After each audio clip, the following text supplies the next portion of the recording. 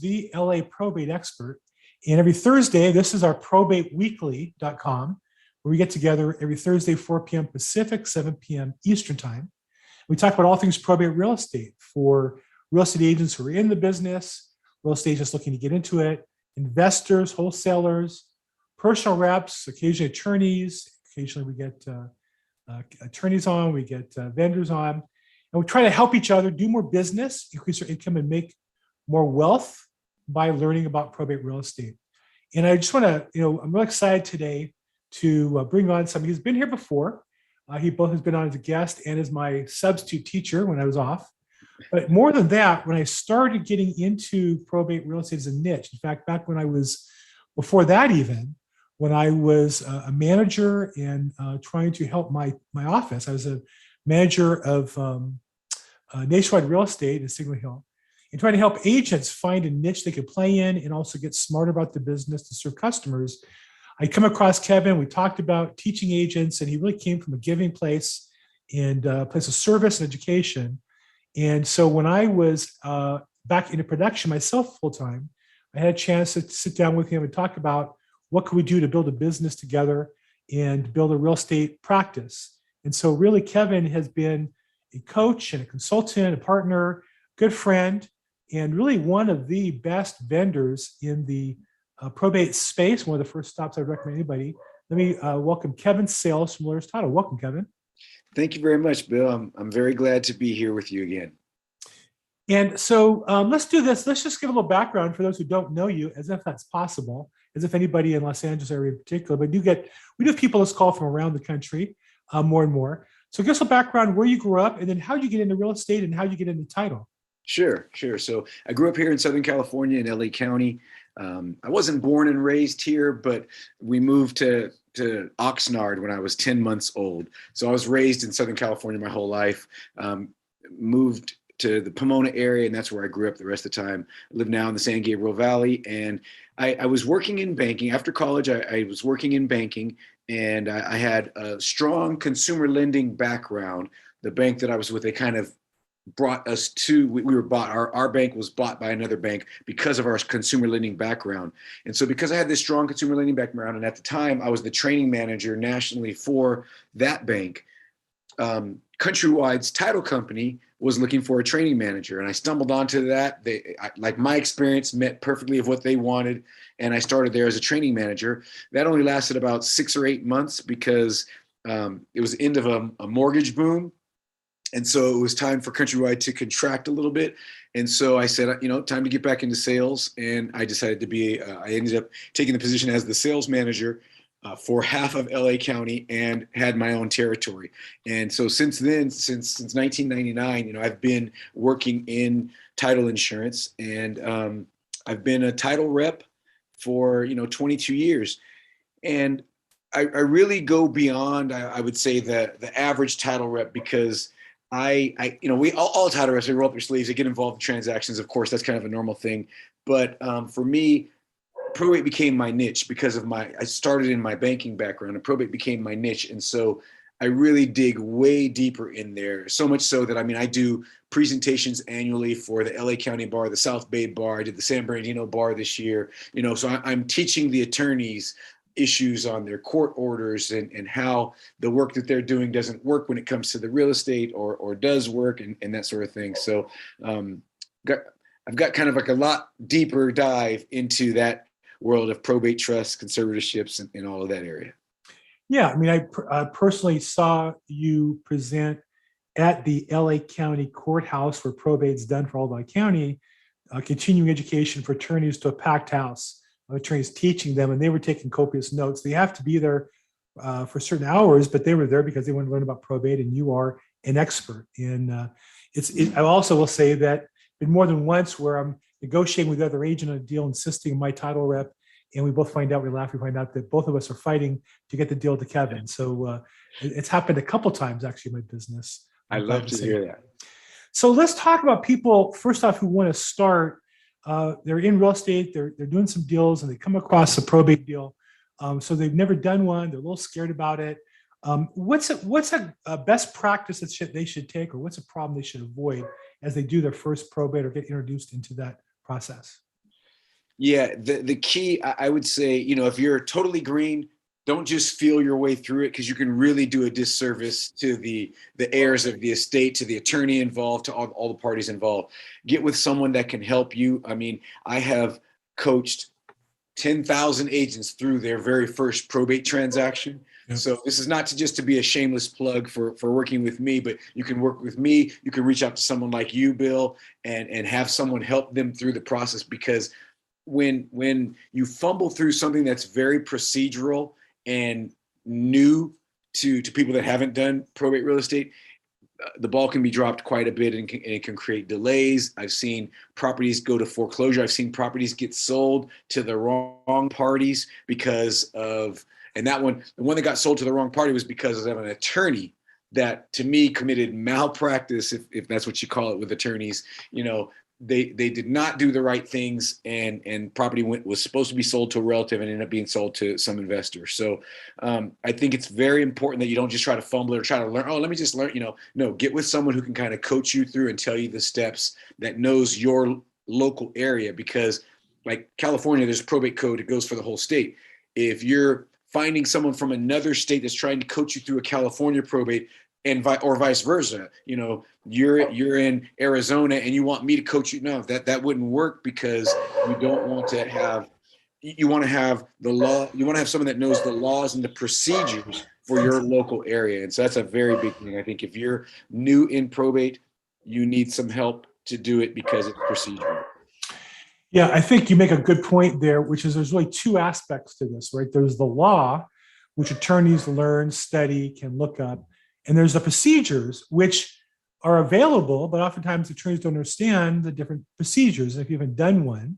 And so they won't know why they should have a client perhaps come to court if they don't have to, what the advantage is for the client or disadvantage, and things like that. So I see that all the time.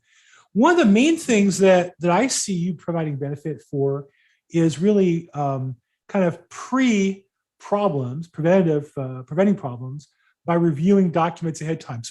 So share with me, I know some of the things you do because I'm good looking and charming, but some things you do for agents as a service, but I don't want to sign you up for what you don't do. So when an agent has a deal, there's a question about a deed and the history of a deed and a couple parties on it. Obviously, you can answer legal questions, but tell me about the role you play at that time in the process. Yeah, I don't give any legal advice. I don't give. Someone just texted me yesterday to review. A very good client of mine too, and the assistant texted me in the evening. Hey, can this trust? Is it this type of trust? The successor trustee, meaning the person who's acting in that trust, wants to know if it's this type of trust. And I said, I don't make those type of determinations. I'm not an attorney. I don't look at a trust to say it is a grantor trust or it's this type of trust. I don't do that. What I do is I help people get from point A to point B. Point A being we have a house we want to sell, and point B is I close the escrow and the check is in my hand. And so I will talk to people when they're just working on it and it's a lead and they think there's a discrepancy and we need to look at title to see how ownership is, to when they first, if it's a trust, now they have a copy of the trust, so have me review the trust. If it's a probate, looking at the paperwork. If they're dealing with, maybe it's a lead, maybe they called someone that was a probate lead and the person is thinking about working with them and they're having trouble, getting them to the table to sign and get this as a deal that starts going so we can open title and get escrow going, all that stuff. And so I will help anywhere along that process. So I tell people all the time, because after, you learn these things from experience, right? After having a newer person in the business call me and say, hey, I just missed out on this deal and blah, blah, blah. And I started telling people that, the second you get a lead, the second you think, that there's a little nibble on the hook, right? If you're fishing, there's a little nibble on the hook. The second you think it could turn into something, you can get me involved then, because sometimes it's the fact that you're providing necessary information or valuable information to the parties that makes them want to work with you. If you're the agent, sometimes you letting them know, hey, there's this little title issue that hasn't been taken care of or that maybe no one knew about. Sometimes when you bring that information, that party, that seller, ends up going, wow, we want to work with this person because they're the one that had this information. Everyone else is just telling us, sell your property. He brought us some information that helped us learn that, oh, there was a problem or a discrepancy or something that needed to be fixed. And that's why, we want to work with him. And sometimes the issue is your company is going to make a decision what you're going to do or not do. So for example, one of the common questions that come to me is the property is titled in a trust, but nobody can find the trust documents. So I know you can't give a legal opinion, but what's the procedure look like in those cases? What do you see happen when there's a trust? At one time there was and I guess there's different examples, right? There's the insured transfer in a trust. That one's easy. Maybe they sold the house and put it in a trust, refinanced, put it in a trust. But there's the uninsured. They establish a trust, they deed it in the trust, either the attorney or the service, but there's no insurance on it. What's the process there? Great question, Bill. So actually, the thing with an uninsured deed is really not the issue at all. What's more the issue is, do they have the trust? When the parties who put the property in their trust, when they have passed away, if they're alive, so John Doe, trustee of the Doe Family Trust, he's selling or refinancing, he doesn't even have to provide a copy of his trust. We don't even need to see a copy of it. He signs a trust cert, we're good to go. Anytime it's someone else's name, so Kevin Sayles, trustee of the Doe Family Trust, or Kevin Sayles, trustee of the 123 Main Street Trust. It's not clearly a family trust where the trustee is the owner. Anytime you're doing a transaction where that's the case, we have to see a full copy of the trust. Also, anytime the trustee has passed away, the trustee or the trustor is the person who made the trust. The trustee is the person who's in charge, he's the signer, he's your seller. Anytime that trustee or trustor has passed away, we need to see a full copy of the trust. So when someone dies and they can't find the trust, it's a great question because they essentially are dying intestate. Intestate meaning without an estate plan. It's just like someone dying without a will. You have to go, since we can't, even though the property says John Doe, trustee of the trust, when John Doe dies and no one can find the trust, it's the same as if he died with the property just in his name. You have to go to court to get, there's a couple different solutions that they have. Normally what they would do in that case is they probate, they have him designated as dying intestate because we can't find his trust. There's an order that takes the property out of the trust, puts it in his individual name, and then the probate, goes to his individual name. So that's going to be a probate. Even though they create a trust, once you lose the documents, it's going to be probated. It's a more complicated probate in that you really have to probate plus move the property and document. There's no other claims on the property or other claims on the probate. Take the property out of the trust and then put it into the probate process to determine what to do with it. Exactly. Not good. Don't lose those documents. One of the things that can help people when doing this, I deal with this a lot because I'm often dealing with someone, they've owned the property for years, maybe grandma bought it in the 40s, then mom got it in the 60s, and now son got it in the 80s, and now he's passed away. So I deal with what we call the chain of title. And the chain of title, it's like links, right? The links have to link together. So on my screen, Bill, you're top left. Next to you is me. So if you had a property and then you sell it to me, next to that I see is Eric, and then I deed it to Eric, and then after that it goes to Lewis. That's the chain of title. Bill owned it. There's a deed where he gave it to this person, and that's the chain of title. And sometimes we see a break in that chain or a problem in that chain. When there's a trust and the owner died and we can't produce the trust, that's a break in that chain because now the only way you know what's supposed to happen with the trust is by having the trust document. Without that trust document, we can't tell who's supposed to be signing, who's supposed to get the assets. We have no idea of anything because you can write anything into a trust. So that's kind of a break in that chain. And that's kind of an important concept to remember that chain always has to link up because a lot of times the issues that we have to resolve as a title company or as a real estate agent, the issues that happen on your transactions are because there's some break in that chain of title. Yeah, and what I try to tell people is, well, think about it. If you sold the property to somebody else in the trust, there'd be title insurance, most likely. The fact there's a title insurance that got put in the trust using the name of the decedent tells you they meant to, they didn't get the paperwork done properly. So the court then is going to most likely treat it like a probate and move the property back into the decedent's estate. So let's talk a little bit about the business of real estate, whether investors or real estate agents. You've been around quite a while. In title and before that in the business as well. You see people come in and do real well. You see people come in and struggle for a long time. You see people who've struggled for a while and broke through. What's the common denominator that you find of people who achieve success in real estate, whether it be as an investor or wholesaler or as a real estate agent? Well, I see. Or title rep, I guess, same thing, right? You have title reps in your company, they're good and bad, and why make it? I would imagine it's the same issues, no? It actually is exactly the same thing. What I was about to answer is exactly the same thing that makes a title rep successful. It's consistency in the marketing and or prospecting. So, and it's funny because, like I said, I've worked with numerous agents when they started. They call me when they first start. Hey, Kevin, I'm in Sacramento and I want to start marketing. And then almost inevitably down the road, a couple months later, they call me if they're doing the work. They call me with a couple, hey, I keep running into this. I keep running into that. And if they keep working through and get through those stopping points, they usually make it on to success. The ones that don't are the ones that hit that 3-4 month mark. I'm not getting any deals. I've been doing all this work. I've made 10,000 phone calls already. And if they don't push through, then those are the ones that ended up, I switched back to regular real estate or something like that. So I say the ones that are prospecting. I think it was Jack Welch that said, business is a series of trial and error. And I'm not saying go try a whole bunch of stuff. That's not what I'm saying at all. But what I am saying is that it's not every person that can say, this is how I'm going to do the business. And then boom, it all works and they're perfect at it. Never. There's a lot. I mean, Bill, you're like a unicorn in this because you're one of the people that I've seen start in probate and become massively successful. And I didn't have all those conversations with you about, man, I'm having all these problems and I feel like I'm doing all this work. I'm just spinning my wheels.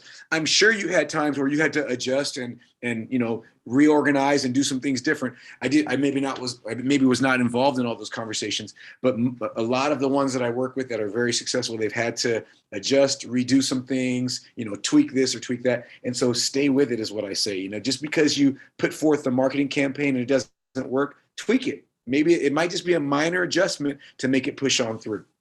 It's funny you say that because I feel like I was talking all the time. When I have a problem, I give you a call, but I was committed to getting through it. So it was never a matter of, am I going to be successful? It's like, what do I have to change? What do I have to do differently? And we would talk. I'd see you in court regularly. I felt like I was always bending your ear on something, or how to get deeds in those days, original deeds and such. But you've always been a big help along the way to me.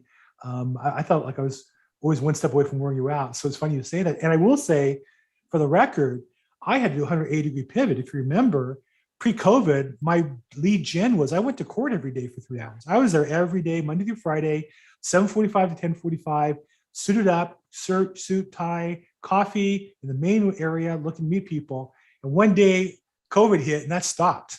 And I wasn't going to stop doing business. So I had to reiterate, I had to change all that. I had to pivot and make adjustments. But I think you're right. Jack Welch's point is well said, that you're constantly iterating and changing your business.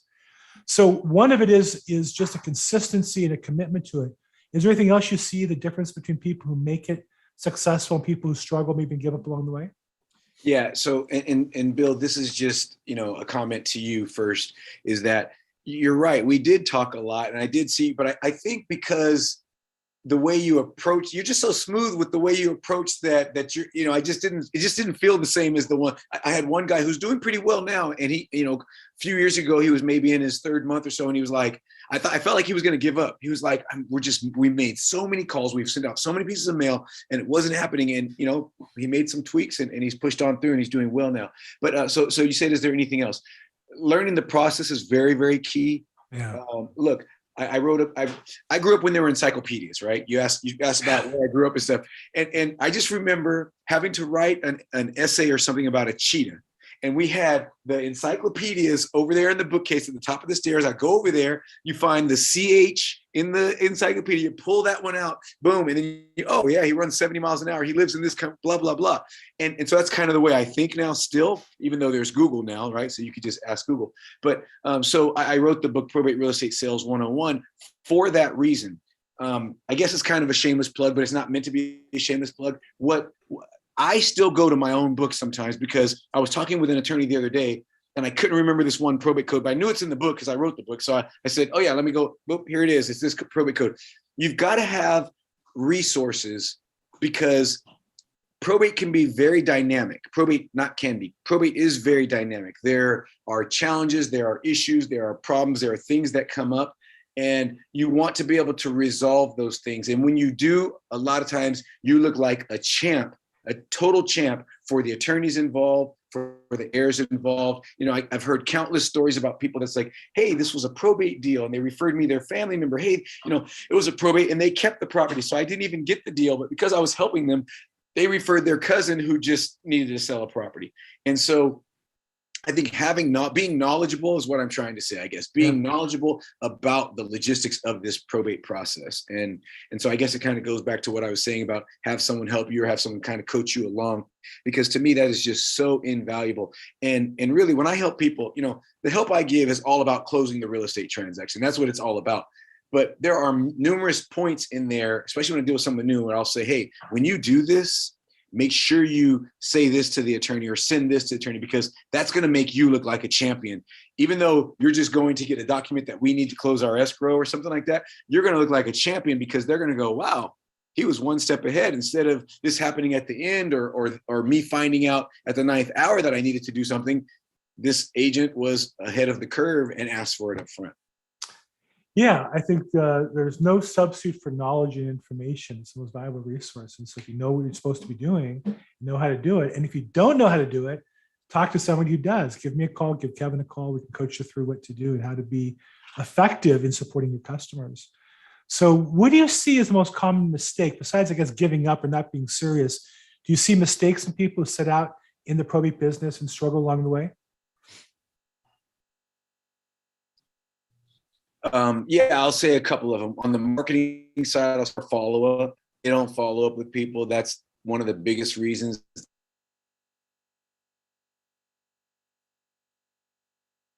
Oh, I think we're having a connection. Hey, can you guys hear me? Testing 1, 2, 3. I hear you loud and clear. Okay, so Yeah, I can hear you, Bill. Thank you. I think I have a connection issue there. Yeah, we lost his video. Well, what he was going to say, just kidding. So while we're waiting for him to connect back up, I'll share the screen just real quick, just to show you the resource that I, took advantage of. So he's a book, Probate Real Estate Sales 101, and another one, The Wholesaler's Guide to Real Estate Sales, which I think is real helpful. And I recommend both of those. He also has a coaching product. He's not going to promote it because he doesn't do that. Oh, some ways to make money in probate. I actually came up with 11, but his 7. How to launch your probate business. These are free downloads. And the probate next one is. So if you go to probatesales101.com/books, those downloads are available. And I recommend them strongly. And then there's people he's worked with. I don't think I know any of them personally. So, okay, well, I'm not sure where Kevin is. I know he's trying to talk to us. Hopefully he's figured out he's not connected. Let's do this. Anybody have any questions? Oh, there he is.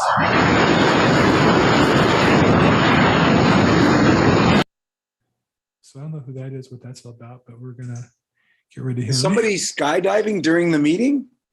Yeah, some Wow. idiot. Well, you gotta add comedy to what we do, right? So this is fun. Thank you. This is cute. Thank A you. sense of humor is a good thing. I'm like, wow, they're really on Bill's meeting while they're skydiving. They just couldn't miss your meeting, Bill. That's pretty I good. guess so. I guess so. I got a skydiving point, but I got to be on this. I got to talk about probate real estate.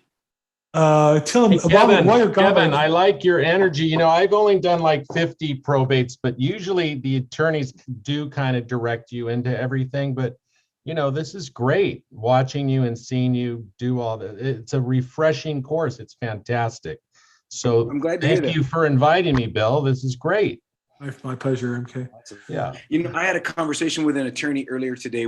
This is a situation where there's a trust that was created, and the person who created the trust, I think they were quite a bit older, but the attorney made sure when they created the trust that they felt like they had their mind about them. Well, one of the heirs that was like, their inheritance was deleted from the trust deliberately by the person, is suing and saying, nope, mom didn't have her mind about her when she did this, blah, blah, blah. So there's this dispute going on. Well, one of the properties is about to be lost. It's a 6-unit property. I have no idea. This client does a lot of deals up north. So this one might even be up in Northern California. 6-unit property, 4 units are vacant. They're about to lose it in foreclosure, et cetera. So the attorney, when they told me about this, they said, hey, if they have a lawsuit going on, we're not going to do title insurance on it and then get dragged into the lawsuit. So they either have to agree or resolve it or do something. And so when I got on the phone with the attorney today, he just had such a good disposition, such a good understanding. I mean, he was like perfect, you know. He's like, oh yeah, you know, we all are, all of us, neither side wants to lose the property to foreclosure, so we all have a common goal of saving the property. We'll be able to get a stipulation signed, blah blah blah, and we worked it out with him on the phone. It was phenomenal. I don't, you know, you mentioned a person's energy, and that just made me think about this attorney that we spoke with earlier today, who was just amazing. So you get those that are that way, but you also get the attorneys that either want to control everything or whatever. And I always tell agents this: you are the real estate agent. You have that power. No one knows the real estate better than you. The attorneys, some attorneys will try to make it seem like they do, or and some attorneys do. But as the real estate agent who's been hired to do that job, don't lose your power on the real estate. Let the attorney do the law, the legal stuff, and you do the real estate stuff. So I've had a few people that were on their first deal, and they're really cautious. And I say, no, don't be cautious. Kick in the door, you know, because you know real estate. You know the value of that property. You know how it should sell, et cetera. I mean, assuming you're an experienced real estate agent, and don't lose that power. Let them handle the law stuff. You don't have to claim to know the law, you know, on all the legalities or logistics. But, you know, on the real estate, keep your power. Well, I agree with you. And I think also, you know, as a real estate agent, I'm the expert on the sale.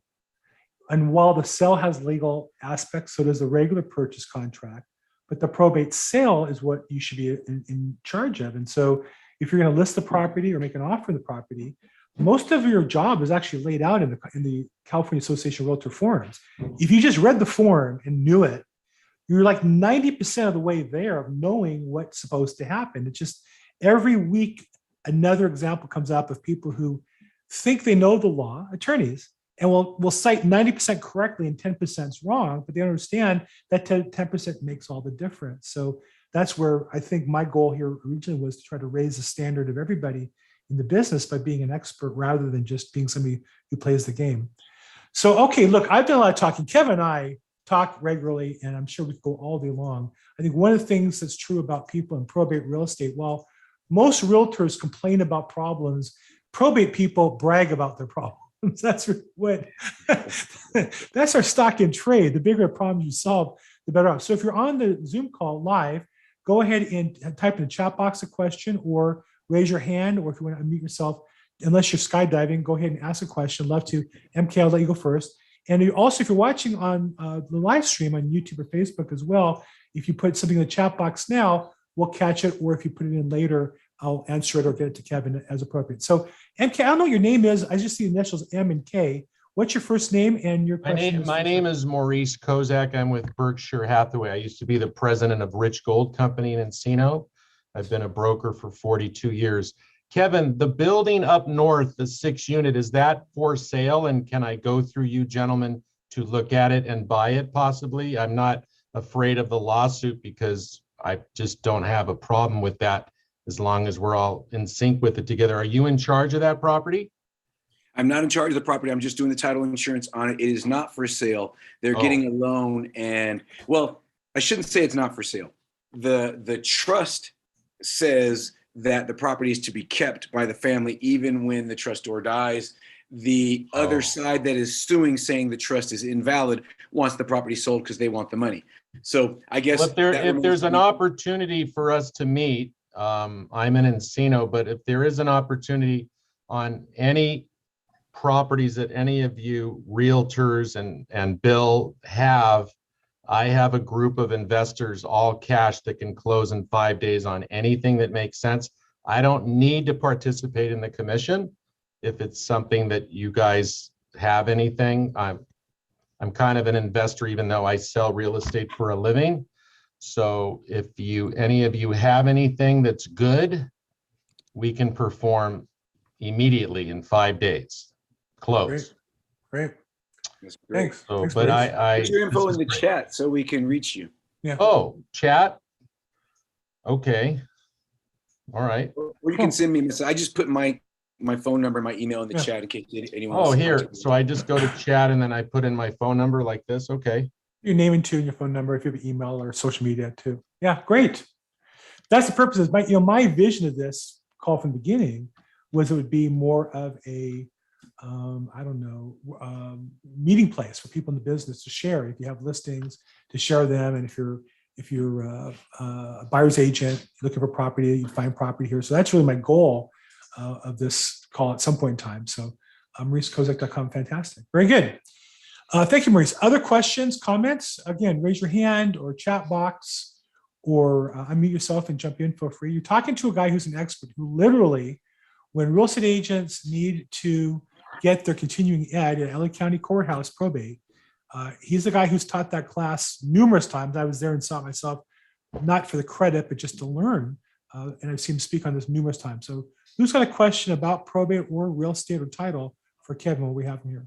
Kevin, did you know Marshall Wexler or John Gritsonis? John owned Winfield Title and Marshall owned Southern California Title. Did you know either one of those gentlemen?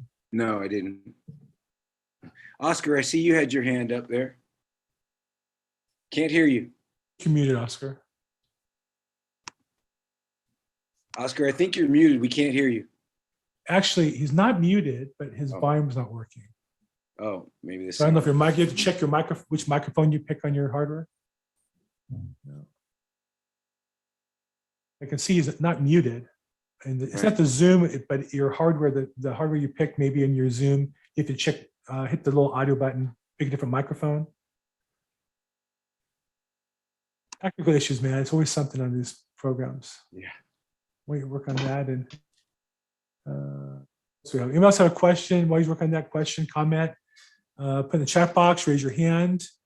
You know, the thing I always tell people is the more you participate, the more you make, more money you make in real estate. So you're helping other people when you're asking questions. Anybody else have a question, comment? I have a question. There you go. This is Debbie. I have a client who was caring for a gentleman. He passed away. The gentleman sent him a text message saying, "I'd like you to take care of my stuff." And I know that's probate, but we have a family member, not a family member, but an ex-girlfriend. There's just like, they're suing him now for, apparently he was caring for this gentleman. He took all his stuff and packed it away, and there's cars involved. There's a car. And this lady is an ex-girlfriend with a child, and they're like suing him. And he's like, doesn't have any money. He did this because it was his friend, and now he's being sued for like $150,000. And there's no value to this gentleman's stuff. Yeah. So does anybody know like who he can talk to? He should talk to a good attorney. I can refer you an attorney that has represented someone not on a similar case like this, but on matters kind of like this. Similar being that there was no written will or anything in writing that was signed or notarized saying that this person was supposed to receive some funds from the decedent's estate. But she did a great job. And the parties that were written in to take over things were a well-known Southern California museum, and they tried to railroad this poor guy out of his inheritance. And all there was verbal saying that like, oh, you're going to get this. I'm going to give you this house. I'm going to give you this money. And Yeah, she beat him. So she would be a good one. If you text me or email me, I can give you her info. I will call you, but there's like no property. I mean, there's nothing. This was a tile guy who had nothing. He didn't own a house. He doesn't have any money. The guy who was helping him has no money. And then we have this crazy person who decided that, you know, since she was not in his life, but may have a kid that's maybe his, and now he's being sued, and he's just like, oh my God. Yeah. One of there's a, I don't really know what you call it, but there's a special thing in the law with caregivers. You know, it's a common thing that, you know, grandma is getting older, you know, maybe till she's 88, she's completely by herself. You know, her family sees her at the holidays, whatever, they're a normal family. And then the last 6 months, she needs care. So a caregiver's there. Then all of a sudden, you know, a month before she dies, there's an all new trust or all new will that gives the caregiver everything. Right. It's elder abuse. It happens. I saw one that, you know, the lady had a nice family, all this stuff. And shortly before they died, there's a new trust written that gave everything to the next door neighbor like, $800,000 in assets. This is like 15 years ago. So that was a lot more money than it is now. And so the courts, the law, the attorneys, they know that these things happen and that caregivers, there's a special criteria. Like it could be as little as you make lunch for the person every day, you'd be considered a caregiver. It can be as little as things like that. So the law looks specifically at that. And I don't know if that's going to work for him or against him, but the only thing I can recommend when someone sues you, the only thing I can recommend is get good legal advice, especially if they have an attorney, because he doesn't have money, so yeah, I mean, that's the problem. The only recommendation anyone with any, I mean, if he's older, he can go to the Legal Aid Foundation. They have good attorneys. Or older or maybe doesn't have a lot of money. There's very good attorneys that go to that foundation and do pro bono work. It's kind of like, I don't want to say it's a requirement, but attorneys, it might be a requirement. Most attorneys do pro bono work, do work for free. And so maybe he can check out the Legal Aid Foundation if he's elderly. I'll call you. Yeah, there's services for elders, but Yeah, especially if you're an agent. I'm an officer for my company. We have to be very clear that we don't give advice. If you're an agent, you have a target on your back too. Anyone that's in business, I would always recommend that they get legal advice, because you want them to do that. And if they don't have money, see if they can find a free resource that's legal, because they need legal advice. Yeah, he's just my nephew. So okay, good. So you don't have to worry. He's my family, and I just feel really bad for him, because it's like, he went out of his way, and he just helped him, and he cared for him for months, walked his dog. Guy went in and out of the hospital, and then he passes away. And he just sent him a text, "I'd like you to take care of my stuff." And yeah, it's a mess. This is a common area of law with disputes both ways. I've seen cases on both sides where the caregiver is abusing. I've seen cases where a caregiver was entitled to something and the family didn't want to give him a penny and leave him on bad terms. So definitely. Yeah, he cleaned out where he lived. It's a place in, Topanga. He had to clean out his place, and he doesn't get a dime, but now he's being sued. And I'm like, oh my God. I told him to walk away, but he's like, no, that's, I'm doing this for my friend. He told me to do this for him. And when he wants to give the money to the kid, there's a kid involved. And we don't know if it's his kid, and it's just a mess. I told him to walk away. I told him it's not your problem, and there's no value there. They're saying, which is really sad. And this happens. I'm sure it happens all the time. Yeah, unfortunately. I see, Jamal, you have your hand up. Yeah, thanks. Yeah. Hello, can you hear me? Yep. Yeah, I got a question. Pretty much open to everyone. So I'm actually trying to wholesale, right? And I was drawing for dollars, and I found a vacant property, and I tried to skip trace, but I couldn't really get a hold of the property owners.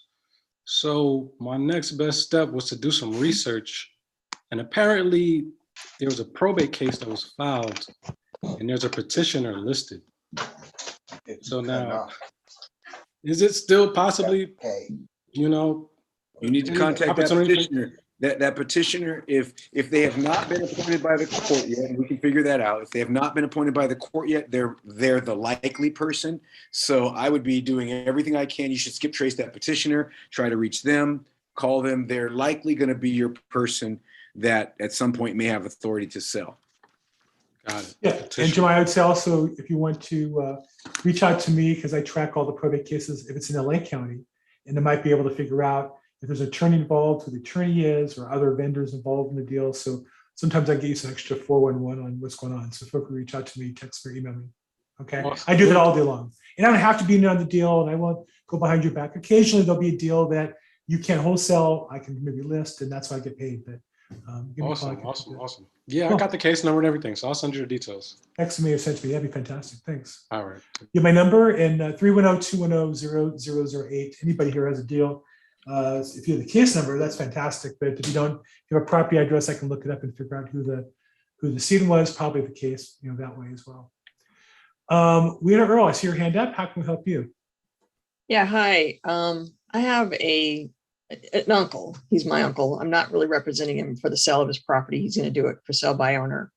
But he has some lots up in Lake County, Clear Lake. they're empty lots. And then he has one lot that has a mobile home on it. It's a double wide, so it has like 2 ID plates on it. And way back in the day, he and his friend did a sales transaction together on their own. No realtors involved, no title companies or anything like that.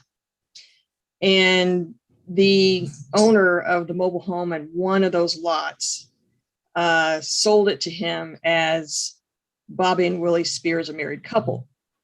But they own that lot and that mobile home as Bobby and Willie Spears Trust. I won't say their last name. And so the paperwork is kind of, I guess, wrong. But title company pull, for title and escrow, because he did have a buyer. And when they pulled it up, they were like, well, it's not titled properly. So we need to get it titled properly, get a copy of the trust. So Willie had passed away, and during the process of us trying to get the paperwork from one of the children, Bobby passed away. The children just don't seem to want to be involved. They're just like, just sign whatever you guys need to sign. We don't care, but we just can't seem to get a copy of that trust, because now I believe that the children have to sign that property over to my uncle now that their parents are gone. So yeah, what kind of advice can you give me? And then also I found out with the DMV that there was a lien against the mobile home, and it is still in the name of Bobby and Willie. So I have a question for you. So your uncle is your uncle either Bobby or Willie? No, he's not. But he's had the property and he's been paying taxes on it for over 20 years. Okay, so the property is in someone else's name. He didn't know that until now. Got it. Okay, I see what you're saying. Okay, so he's had this property for 20 years and then comes to find out that the property's in someone else's name. Right. And have you pulled title on the mobile homes? We'll deal with that separately because it is separate. Yes. It's a DMV transaction, right? Yeah. So the land, have you pulled the deeds on the land to see whose name it's in? So I didn't personally. What we did is we went to a title and escrow company in Lake County, and they pulled the paperwork so that they could, complete the sale. Okay, so you probably have prelims then, right? Yeah. So then, yeah. And unfortunately, I did this a couple of years ago, and I lost all that information because I was with one real estate company and I was using that real estate company's email address, and I'm not with them anymore. So I don't even have it. I don't even know what title company and escrow company I went to. Right. So at this point, he's still trying to sell the property, and so he's kind of like starting all over again. And I'm just like, you got to get that trust from those kids so you can know how it needs to be properly transferred. But I'm sure there's another way around this. Your uncle bought the property from Bobby and Willie. Is that what happened? Correct. Yes. Okay. And so it sounds like obviously I'm not looking at it. We could probably get to the bottom of this really quick, maybe on tomorrow or next week or something like that. But it sounds like they didn't properly deed the property over to your uncle. Right. And so that has to be done. Now, the problem is if, the problem could be different things. It could be that they had the wrong legal description on it. So when those documents recorded, they just disappeared. There would be one solution for that. If instead there was never a deed, or those deeds can't be found, there'd be a different solution for that. Bottom line is, if you can't find anything or figure out a way to get the properties deeded properly, like by them finding the trust and doing a deed or something like that, then you end up having to do a quiet title action. He would show, hey, I bought it this many years ago. I've always owned it. And you go to the judge, and the judge would do an order ordering the property into his name instead of whoever's name it was in. Gotcha. Okay. Is that really a lengthy kind of process to get in front of a judge and have all that done? It's not short, but you have no other way of doing anything. So right. It's not a short process. So I would, if you reach out to me, we can start the conversation, get the information, figure out what's going on in a very short amount of time, a couple business days at the most. We'll probably know exactly what we're dealing with. I'm assuming you said Lake County, and I'm not sure where that is, but I think that's one of those Northern California counties that's a little bit harder to find data in. Yes. So it may take a little longer. If it was LA County, I'd be able to pull it up and tell you right away. Right. In that county, it may take a little longer, but we'll be able to get to the bottom of it, and then you can, at least you'll. I'm not going to say the answer is going to be great. The Right. answer may be something a little more challenging, but at least you'll have a very clear path. Okay. And I always tell people with stuff like this, it only gets worse over time because, like you said, one of the Right. kids has passed away. It always gets worse. The longer that problem sits there, the worse it gets because now that one of the kids passed away, now you have his heirs who step into whatever portion he was responsible, and it just Right. gets to be more and more people. So Yeah. Because my uncle is not well. So yeah, it is getting really sticky. Yeah, exactly. Okay. There So you go. I will give you a call for sure. Awesome. Great. I have a question from Louis Fontaine from Millennial Real Estate. Louis, are you Hello, still there? Bill, Kevin, how are you guys? Good. Great. We're glad to hear that. Hey, I started calling on the legal profession here in Ventura County. I live in Oxnard. And I joined the Bar Association here and made some contacts. And then COVID hit, so that kind of put a stop to everything. I've been thinking about marketing to the administrators. Do you recommend doing that? And if you do, how do you differentiate yourself from the hundreds of marketing pieces that they get once a probate is started? So that's very good questions. That's the same question that everyone getting started has. So I'll answer it this way. Number one, do I recommend marketing to the administrators? Absolutely, unequivocally, 100% yes. And in my opinion, you should always, when I talk to people that are new in probate, that should be your starting point. That should be the first. You shouldn't market to attorneys until you have some deals under your belt and can show some experience, because some attorneys are going to vet you by finding out what deals have you closed. So that should always be the first place you start. Number two, you should always continue to market to the administrators or the petitioners. The reason why is, as time goes on, you come across people that either are pro per, meaning they don't have an attorney, or they have a problem with their attorney, or their attorney dies, or their attorney leaves, or whatever. And so you can refer them to other attorneys that you are working with or want to work with. So you should always market to those guys. Now, how to differentiate yourself? We could talk till Thursday of next week about that. You do have to do things different. They are going to, just like a notice of default. As soon as the notice of default is filed, 20 people are knocking on the door, 100 people are calling, a ton of mail's hitting there. It's the same way with probate. There's going to be a ton of other people calling, knocking, etc. I'll just answer it as short and concise as I can. Door knock as many as you can, because far less people are door knocking probates than are sending mail or calling. Far less, hundreds less. So door knock as many as you can that are nearby. And I've actually written like books, a couple other booklets, not books like my other book, but other booklets and writings about this.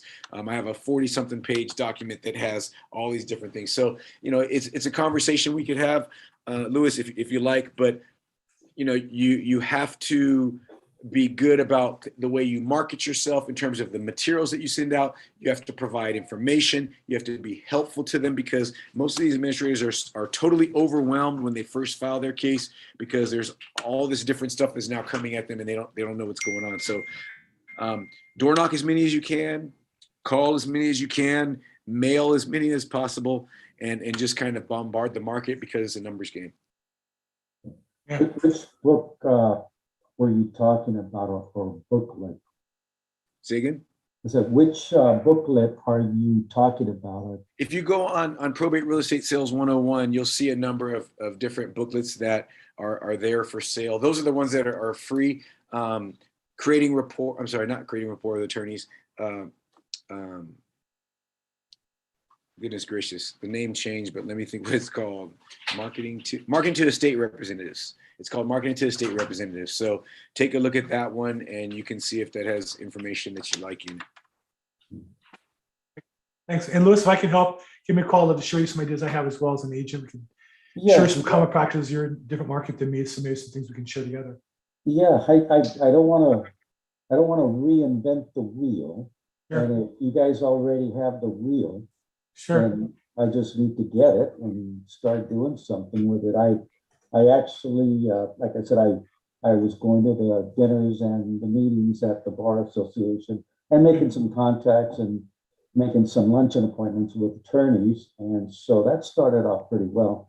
I was also volunteering at the Legal Law Clinic, and that gave me some mileage, actually. I got 2 pretty good deals out of volunteering there once every 2 weeks. One of them was a $1.5 million deal, and the other one was a $600,000 one. So that's, I'm doing all that.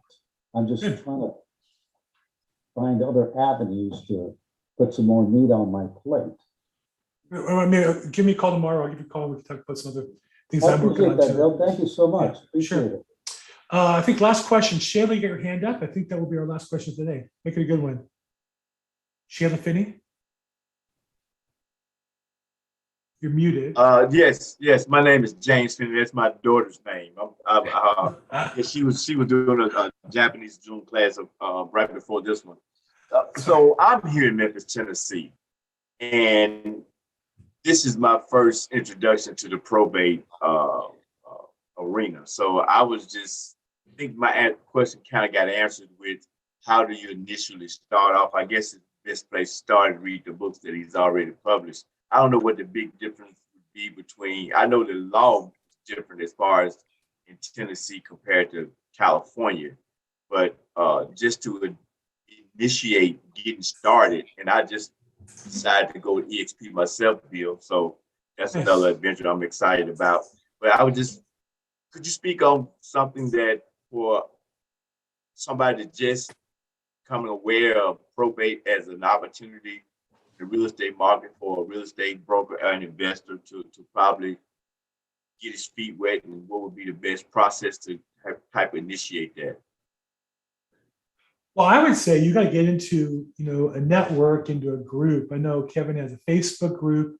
I have a probate group at EXP within Workplace that you can join for free. That you want to, allleads.com has a weekly call they do. It's on YouTube. It's excellent. Chad Corbett has Probate Mastery that's also on YouTube for free every week. So there's some great free resources. I always tell people, before you spend a lot of money, use the free resources to learn. And then from there, you can build on that. And I think also get your mindset into the probate space and get you kind of into, this is a process, it's not a solution. There's no answer that Kevin's going to give you or I'm going to give you that's going to solve the problem. How do you get more business? But there is going to be perhaps motivation and then support as you do the work on a daily basis and build the business over the next 3 months, 6 months, or a year. And that's just my approach. And I know Kevin's approach the same way. Kevin, share with us what you have a Facebook group for clients, or what do you do to help people who are looking to, be in touch and get support along the way?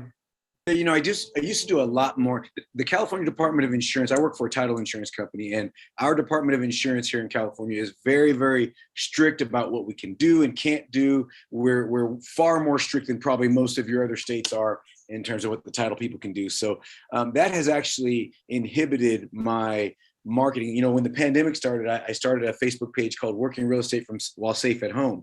And I just talked about stuff that we all are experiencing now being under this pandemic. I think one day I did a mixed drink on my live Facebook feed. I showed a picture of my fruit plate that I cut because, we weren't eating healthy and we're all sitting around. So I started cutting a fruit and veggie plate and leaving it on the counter where everyone would walk by it. So, but I'm not really supposed to talk about anything other than what's title or escrow related. Probate is title and escrow related, so I'm able to talk about that, but I have to watch, getting too far outside the lines.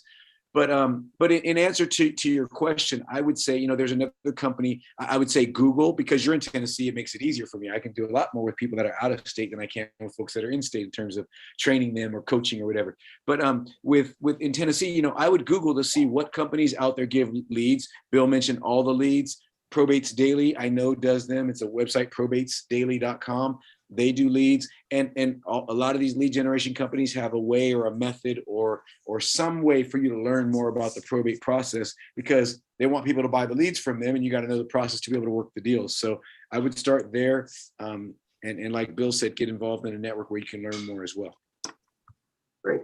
And I just put a couple sources in the chat box, alltheleads.com. Probate Mastery has a podcast. And then, we do this every Thursday. I also do some recordings as well. So my YouTube channel is Bill Gross EXP. So hopefully you find some good stuff there that'll help you. And congratulations to Oscar Dixon, just closed a transaction with Kevin Sayles as your title rep. So you get extra commission on those deals. That's the way it works. You get commission here, you get commission in heaven for helping out Kevin and his family. So good job. Great to meet you, Oscar. I mean, I was going to say great to meet you in person, but it's not really in person. It's great to meet you on Zoom, Oscar. So I think we're going to wrap it up here. We've got almost an hour. So first, I want to, on behalf of everybody, thank Kevin Sayles for your work, for your support, being the tool of professional real estate professionals in the probate space. Thanks for being on the call. Thanks for being such a good friend. We appreciate you, and holiday wishes to you and your family. It's a pleasure to know you, Bill, and it's been a wonderful pleasure working with you for the years that we've been working together, and I look forward to many more. Thank you. And for the rest of you, we do this every Thursday, 4:00 p.m. Pacific, 7 p.m. Eastern. It's probateweekly.com. If you're watching it on YouTube or Facebook, you can register, come on live and chat. We're more glad to share some ideas with you. And thank you for Brian. Thank you. And for the rest of you, go on to youtube.com/BillGrossEXP for the replays. Again, we do this every Thursday. We'll do it next week. Thank you so much.